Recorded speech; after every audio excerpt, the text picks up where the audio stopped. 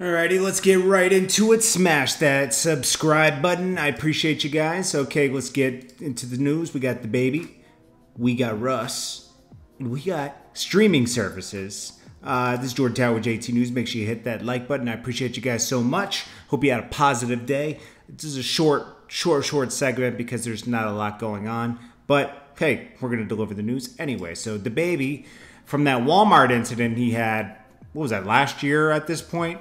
They finally gave him a slight slap on the wrist for carrying a concealed weapon. So basically, he will have a year probation in North Carolina, and that's pretty good deal, honestly. He didn't have to 1 year, just got to check in for a year, and then he's good. It was self-defense. The court agreed with him on that, but they still had to hit him for a 1 year probation for the concealed weapon, okay, which is considered a misdemeanor.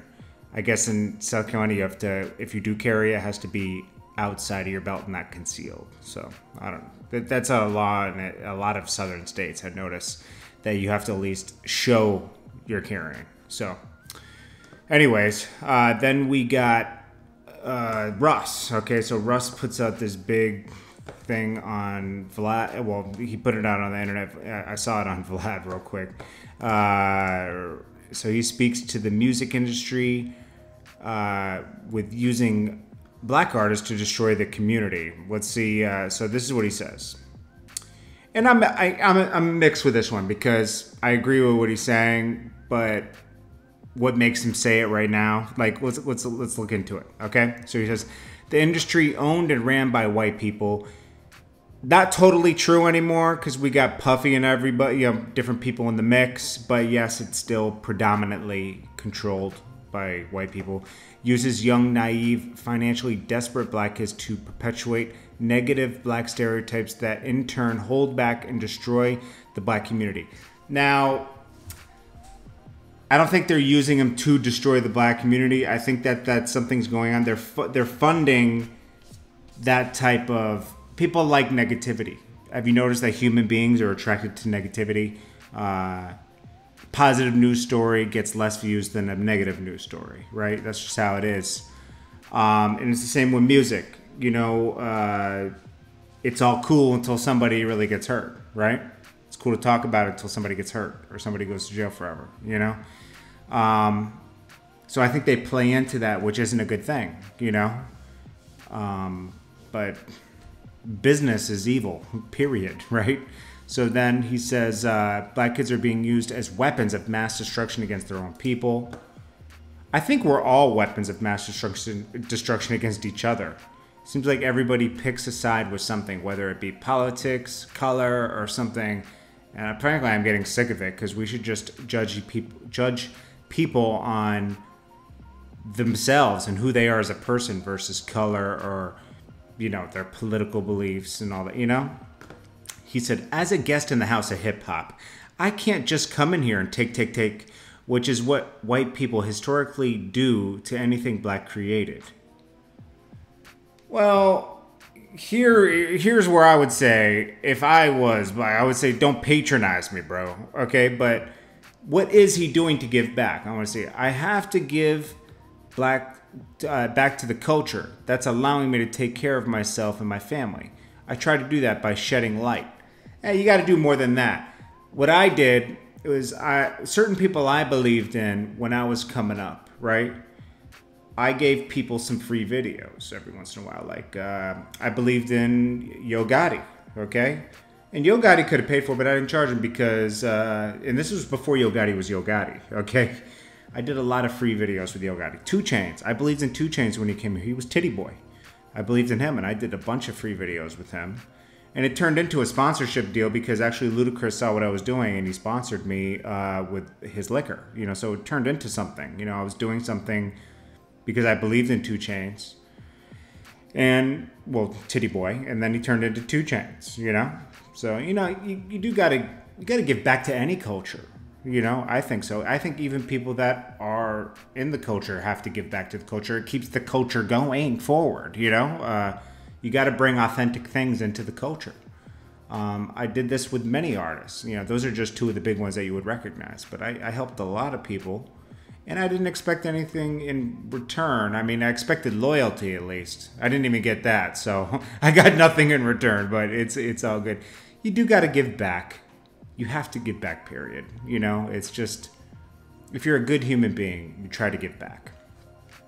He said, I have to give back to coaching. Then he said, on music business pitfalls, avoid things that I've learned. I think anyone should do that. You should give game, share game. There's nothing wrong with giving game, you know? And then he also says, I know a lot of time, the how is harsh, but I want everyone to win in terms of not getting swindled, and hope you get that. Well, we all know Russ is very good at, he did very great, awesome with his career. He navigated his career where he took his power back and was able to negotiate a deal where he still had power in his deal. And we all he's someone you should look up to if you're getting into the music industry, because his business is very on point. And he was able to build a following with very organic following before the label. What else is he giving back, though? You can't just give game. You got to give more than that. Then he says, someone responded to him. Then he said, where did I say all white people are evil? I'm talking about a very specific thing. White people, yes, old white people own the music industry contractually and are the ones who decide which kid gets signed, even though kids they sign themselves wouldn't allow their own kid to associate with them. They have too much power over something that they didn't create, hip-hop. Yeah, it's true. It's the person who owns the distribution controls everything. That's true with liquor, everything. You can't just come out with a liquor. There's major distributors that pay top dollar for shelf space in stores, and there's always a roadblock. Now, with the music industry, it's less of a roadblock because you don't need to have physical CDs to be on store shelves. You can just be in the digital market. Then he also says, the whole skin color doesn't matter in 2019 narrative form of white person is wildly convenient and your privilege is screaming. Black people get reminded of their skin color in ways we, because I'm white too, exactly, could never understand because we have the privilege of not being systematically plotted against due to our skin color. Well, Russ, I have to say, he's right. He's right, okay? But also, have you walked in to do a video in the hood, man? Man, people tried me many, many times. That's when you realize, like, okay, this is kind of what, I mean, on a small scale, this is what it feels like. Like, I was like, wow. Like, when I was in Queensbridge, the only reason I stayed safe in Queensbridge in the beginning, and when I was super naive to everything, like when I was young, was Core Mega protected me because I was working with him and he helped me navigate and learn. He taught me how to move so I didn't get robbed ever, you know, like, and I always thank him for that. You know, we're still friends to this day, and I always thank him, like, thank you for teaching me how to stay alive while I'm doing these music videos. And then he said, you know, privilege skin color. Then he said, as far as simple to get, conveniently not care about skin color, about making white people who might be unaware aware so that we can have real equality and not have a black friend. So I'm not racist equality. Okay, I kind of hear what he's saying. Was this post necessary? I don't know. Might have been just to get more people to follow him. I don't know, but you know, he's making a point. I like Russ's music a lot, and I you know, just, you know, sometimes I feel like certain people, like, I don't know, like, remember when, I don't know, certain things just can be done with action, you know. But anyways, salute to Russ, man. He's out here winning, and he makes good music. Then we got streaming problems with artists. Some artists are paying for streams, okay? And this is now, they're cracking down on this.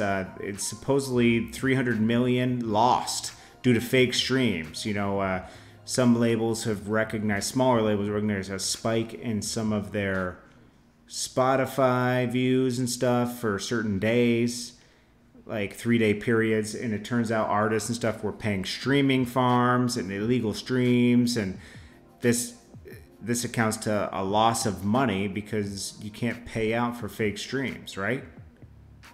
So there's been a big problem with that, and they're going to start cracking down. There's these streaming farms that, you know, they just stream. You know, you can pay for them. But I have to look more into this because it's very complicated. And, you know, I will look into it more. But they are starting to crack down on that. This is Jordan Tower with JT News. I appreciate you guys, and I hope you guys have a great, positive day. And I'll check you guys in the next video.